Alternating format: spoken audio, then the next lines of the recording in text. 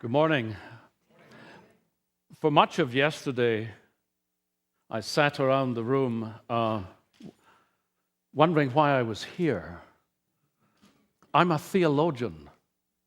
I felt like I'd gotten off at the wrong conference. But undaunted, I'm here this morning, and I just realize now why I'm here. We're talking about teachers, and that's what I do for a living. For 27 years, I've been on the faculty at Pittsburgh Theological Seminary. I'm a teacher. Whatever else I do, I'm a teacher.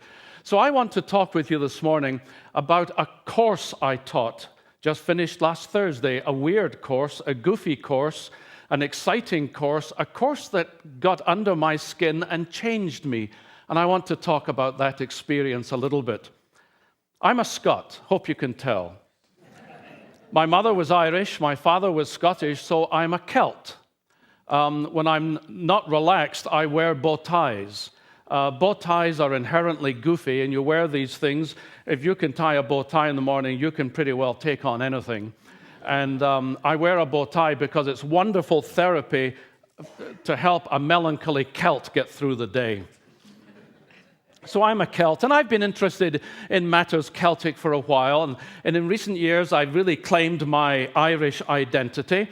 And so I've been interested in Celtic Christianity. There's a lot of academic debate about whether it exists or not, but may just be an expression of late 19th century Irish nationalism. But that aside, I've been interested in it because it's part of my own history. So I decided I would offer a course on Celtic Christianity. Now, I don't know what you know about the Celts or Celtic Christianity, but it's a very weird phenomenon. The ancient texts we have are very strange, full of wondrous stories and great, fiery, larger-than-life saints. Patrick we all know about. What's not so well known is that he was an English bishop.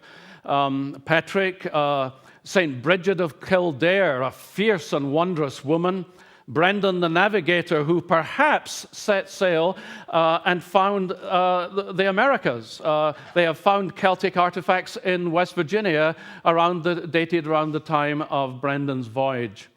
And the greatest of all the Celtic saints, Columba of Iona. So I decided to teach a course, but the issue was, well, how to teach this course? Because whatever else the Celts were, they were an experiential people. Now, I'm a dull Scottish academic theologian. I have my notes, I have a lectern, and I give lectures. That's how I tend to do it. But I can't teach Celtic Christianity like that. I've got to find a way to help the students get into the mystery of things, to help them see the inside of things that the Celts could see, to help them get a grasp of the mischief at work in things and in people and among people, or to put it maybe more broadly, to get a sense of mystery. So how to teach it? That was my question. And then I hit upon a really important insight. Celtic Christianity is not my area of academic expertise. I actually really know very little about it. And so how to teach a course when you don't know what you're talking about? Well, it's easy. You get the students to teach the course. So I divided the class of 20-odd students into 4 groups, and I gave each group 3 assignments. Each group had to make a presentation on one of the great saints, reading the ancient texts. They had to make a presentation on some aspect of Celtic Christianity, and they had to make an inquiry and present on aspects of contemporary Celtic community in Ireland or Scotland or England. So go off and do it. Search the internet, read the ancient text. But I gave them 2 requirements. Whatever else you're going to do, you've got to do it outside the box. That was the first one. Think outside the box. Take a risk. Be weird. Think weird things, because these are weird people. And this is a weird tradition. And so the learning and the expression of the learning has to be congruent with the material. Think outside the box. The other thing is, whatever else the Celts are, and for all that we are a melancholy people, we're also a people that in our own way like to have fun. This year we're celebrating the 250th anniversary of Arthur Guinness. What a wonderful thing to celebrate. So I said, whatever else you're going to do, have fun. And so the groups made their presentation. I want briefly to tell you two of the presentations. A group did a presentation for about an hour and a half on the life of St. Bridget, great abbess and foundress, a wonderful woman who in the 500s in Ireland. And whatever else characterized Bridget, she was characterized by hospitality. And the texts we have give many accounts of her miracles of hospitality. And one of her miracles is the miracle of turning bathwater into beer. All right. So one of the people doing the course is the chairman of our board of directors. And he happened at the time to be the owner of Penn Brewery. Interesting fellow to be the chairman of a board of directors of a theological seminary.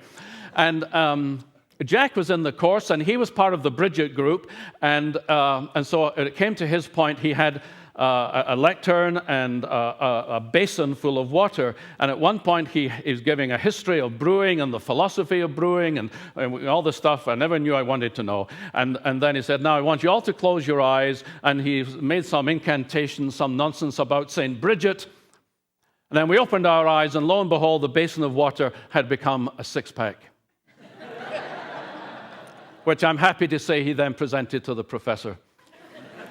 The other story is about the Corrymeela community in the north of Ireland, established after the war, but involved really from the 60s onwards to try and reconcile the two communities when the terrorism was breaking out, the Roman Catholic and the Protestant communities.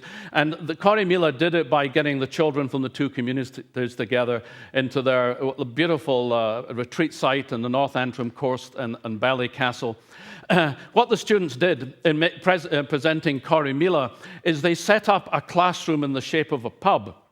And there was a long bar, and at one end of the bar were two guys in orange T-shirts, and at the other end, two guys in green T-shirts who spent the whole hour snickering and being rude and telling racist jokes one against the other, and occasionally getting involved in fisticuffs and so forth, while the other members of the group did a commentary on the history of the Troubles in Ireland and the role of the Corrymeela community in bringing young boys and girls together from the two communities to show that they don't have horns, and that by that work, breaking the vicious cycle of violence and hatred and fear. Extraordinary creative piece of work by the students. And at the very end of it, on the PowerPoint, there came up a picture of me lecturing and a bubble coming out of my head. We can't have Purves' pub without football, that is to say soccer. And then they showed 50 goals from my hometown team in Edinburgh, Scotland, the Hibs, scoring goals. And at that point, everyone in that group got an A.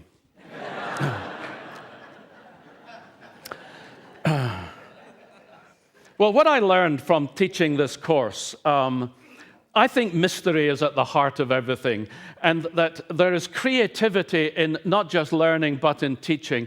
And I have now resolved to do whatever I can to help my students develop, and these are graduate students, they're most in their late 20s, and they've been through the whole process that we've criticized and talked about here. But whatever else I think when I'm teaching theology to them, I want them to get a sense of wonder. I want them to begin to think about their education, not in terms of competitive individualism and hierarchy and so forth, but as a community of discourse and discovery about wonder, and to be wonder-filled and wondering. Because if I can help my students to be wondering, they might actually read a book once they leave my classroom, because they're filled with wondering. And I want them to understand that education is about personal transformation, always embedded in culture, always acculturated, never outside of a culture. So it's always open structured, open-ended. We're never sure where it's going because we can't close it off. We can't reify and close down and solidify that which we know, but we're opened out to transcendence and to wonder and to amazing things. In my tradition, we have a Greek word, metanoia, meta after noeo, to think, nous, mind, metanoia, and it's usually translated repentance. But what it really means is transformation of mind. That's what I think I'm about. I'm about my mind, my person being transformed, and about the transformation of my students. Thank you.